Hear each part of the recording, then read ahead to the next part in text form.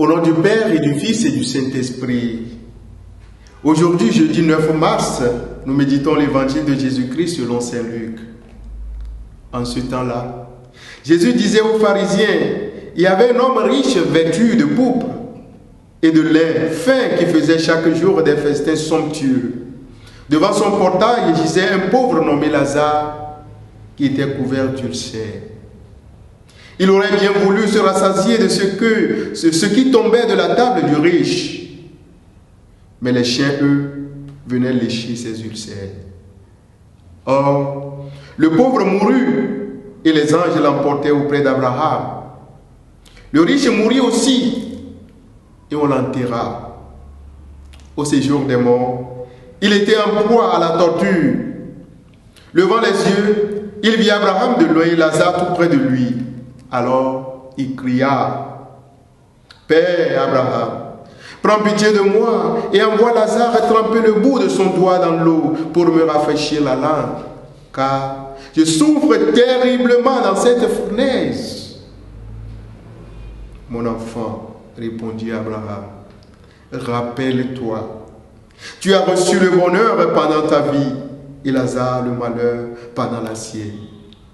Maintenant, lui, il trouve ici la consolation et toi la souffrance. Et en plus de tout cela, un grand abîme a été établi entre vous et nous, pour que ceux qui voudraient passer vers vous ne le puissent pas, et que de là-bas non plus, on ne traverse pas vers nous. Le riche répliqua, eh bien, Père, je te prie d'envoyer Lazare dans la maison de mon Père. En effet, j'ai 5 frères qu'il leur porte son témoignage, de peur qu'eux aussi ne viennent dans ce lieu de torture. Abraham lui dit, ils ont Moïse et des prophètes, qu'ils les écoutent. Non, Père Abraham, dit-il, mais si quelqu'un de chez les morts vient les trouver, ils se convertiront. Abraham répondit, s'ils n'écoutent pas Moïse ni les prophètes, quelqu'un pourra bien ressusciter d'entre les morts, ils ne seront pas convaincus. Acclamons la parole de Dieu, louange à toi, Seigneur Jésus. Seigneur, ouvre nos yeux. Donne-nous d'être sensibles à la misère de ceux qui frappent à notre porte, d'être interpellés par l'indigence de ceux qui sont autour de nous.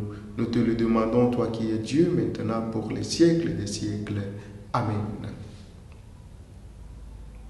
Bien-aimés de Dieu, où irons-nous après tout sur la terre? Ou alors où irons-nous après la mort? Telle est la question fondamentale à laquelle répond la méditation de la parabole du riche et de Lazare.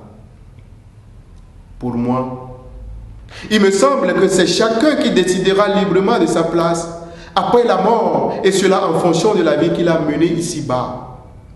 Si tu as fait du bien ou si tu es charitable, tu iras dans le sein d'Abraham.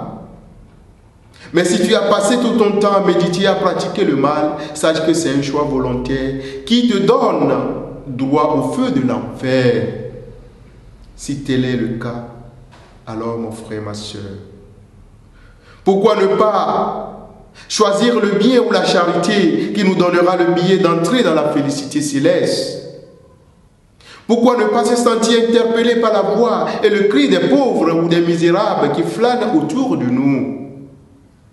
Si même les bêtes avaient quelques espèces de compassion de ce misérable qu'est Lazare, en léchant ses ulcères, pourquoi pas toi et moi, envers l'indigent qui me tend la main pour pouvoir se nourrir, se vêtir, ou ne serait-ce que pour payer son ordonnance médicale?